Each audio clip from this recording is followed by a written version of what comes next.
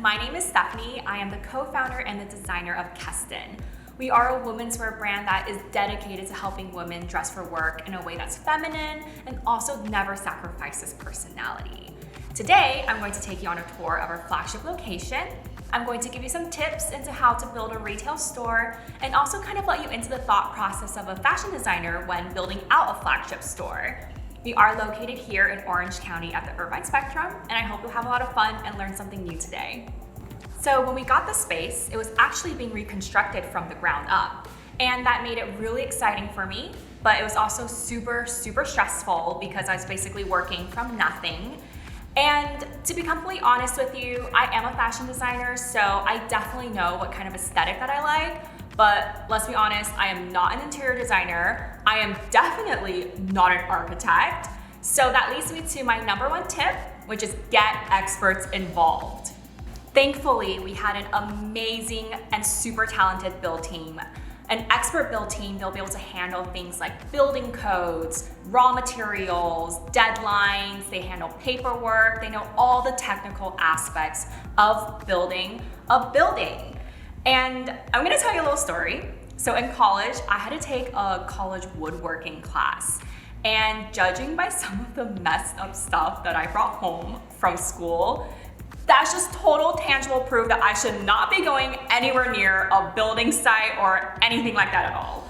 So knowing that about me, I was in constant communication with them. I was always calling and texting, going over my vision, going over the materials that I wanted to use, colors, things like that. And having them really take that load off of me allowed us to transform a space that went from this into this. Another positive of having an expert build team help me build out the store was that it really gave me room to focus on my design vision, which takes me to my next tip, which is set a clear and defined aesthetic vision. It's important because a store is more than a store. It's the context in which your brand lives inside of. For me, it was really important to have a space that was welcoming, that people wanted to gather in, and that was also a reflection of myself as a fashion designer. For me, I started big and I worked my way in. So for example, the big things, I handled things like the windows, the ceilings, flooring. Then working in, I figured out my fixtures, lighting, kind of bigger pieces, furniture, stuff like that. And then finally, you handle the details, things like decor, little tchotchkes, interesting things like that. So my jumping off point for the store was, partially inspired by my time when I was working and going to school in New York City. So like any stereotypical transplant, I loved loft living. I mean, the big open windows, industrial design details, how creative you could get with an open space. I just loved everything about it. But when I mean that I loved it, I'm talking about I became very good at looking up lofts on Zillow, but in reality, I lived in a studio in Queens. But hey, a girl's got a dream and it led me here. So with that style in mind, we started with our windows. We picked these huge floor-to-ceiling windows. They let in natural light. It gives the space this open feeling, and it really lights up the place in a really beautiful way. We also framed the windows in black to really draw the eye in to emphasize how tall everything was. And it also provides a really great frame for our window displays. And as the eye draws up, you end up with our ceilings. We did the open ceilings, so you can see kind of all the nitty-gritty up above the store, but it's washed in a white, so it looks very modern. It reflects light, and it further adds to that openness and that theme of just freshness in the store. Continuing with that theme, we kept the flooring concrete, and we did a really pretty semi-gloss over it. I love the idea of celebrating a building's bare bones and really looking into it. So it's super cool because on our flooring, you can see all of these cracks. You can really see the history while it's being built, all the little drips, and even a couple of footprints, which honestly kind of stressed me out when I first saw it, but we call it character. My next tip is to always consider the brand. What I mean by that is that every decision needs to serve your brand. For example, we are a women's wear company, and that means we need fixtures to hang our clothes on. So some context on what our brand looks like. We are known for this trench coat over here, and I love juxtapositions. I love the idea of taking two halves of different kind of ideas and bringing them into one super cool product. So we took a lot of detailing that's traditionally made in really stiff, kind of structured fabrics, but we translated it into something soft and buttery, so you get this really strong silhouette that's feminine and playful at the same time. We took that idea and translated it into our clothing racks by starting with a really strong industrial piping.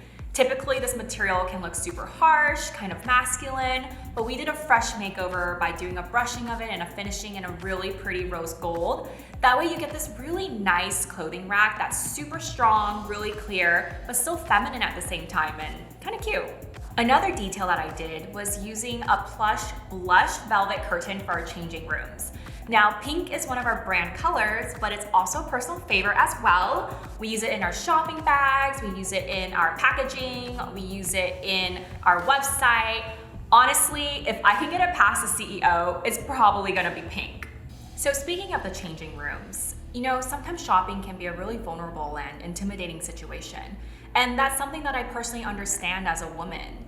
So when we were designing the rooms, I wanted to take KESTAN's philosophy of helping women feel confident and bringing joy into your life, into a tangible experience, into the store. So that leads me to my next tip, which is infuse a personal touch. Because at the end of the day, a store does need to be more than just branding. It needs to have personality. It needs to have something that people can stand behind so that people can understand what you're trying to provide that's more than just your product.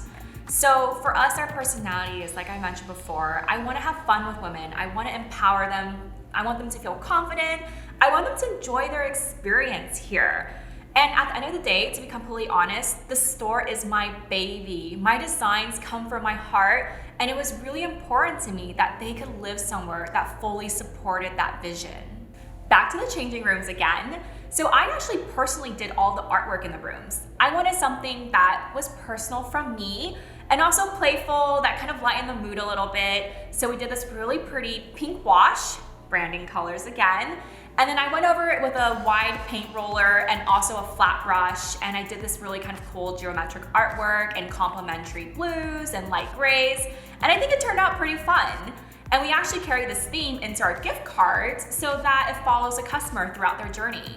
Something else I was passionate about was having some more literal encouragement for women in the store. Now, similar to 13-year-old Stephanie, current Stephanie isn't always happy with what she sees in the mirror. It's not really fair to myself, but I'm only human.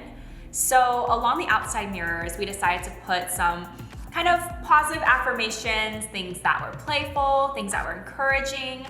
I wanted women to put a smile on their face when they looked at themselves in the mirror, and sometimes you need someone else to remind you just how beautiful you are.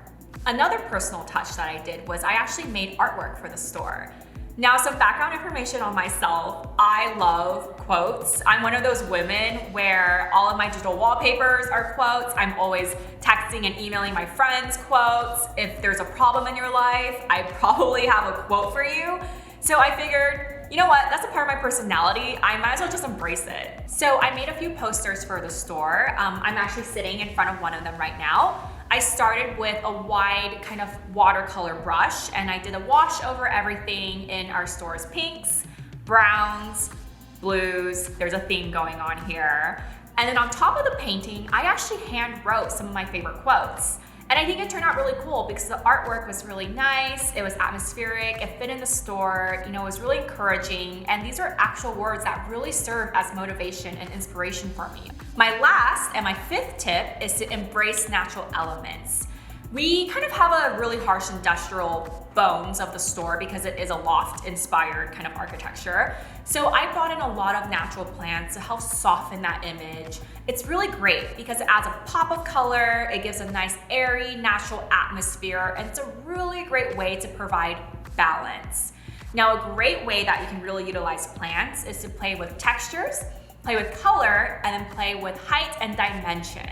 So for example, when you first come into the store, we have these really short stems. They're super cute. They draw the eye in. It's a nice green against the white, but it doesn't block the view. It lets you kind of have a nice kind of overview of the store. Now we also have these super tall fiddle leaf figs. You kind of can't see, but they're really tall, I promise you. They're a great way to draw the eye up. It's another way to further emphasize and highlight just how tall the building is. Now, I get some questions about the fiddly figs and how I got them to grow so tall, and this is my honest answer: I didn't. I stole them from my mom's house. I'm pretty sure that they're older than me. And my mom, I love her, but she swore that she would kill me if I killed the plants, so I'm pretty sure that fear alone is what's keeping these things alive. In case you're interested in some actual tips, I did actually ask my mom prior to filming this. So she recommends wiping down the leaves so that sunlight can hit them. And then she also recommends monitoring the soil instead of adhering to like a regular watering schedule. Just if it's moist, leave it alone. If it's dry, water it. So that's it. Those are my 5 tips. I hope you got some insight into how we built out our flagship store and learned something new today. I love this place. It's where I work. It's where I connect with women. I'm honestly one air mattress away from moving into the dang place. And I have no complaints about that though. Definitely subscribe down below. We have tons of video content coming out, things about how to run a business, how to be a fashion designer from an actual fashion designer, things like how to style, and interesting new tips and tricks that will definitely make your life a lot more interesting. So subscribe down below, follow us on social media to stay up to date. I hope you guys stay in touch.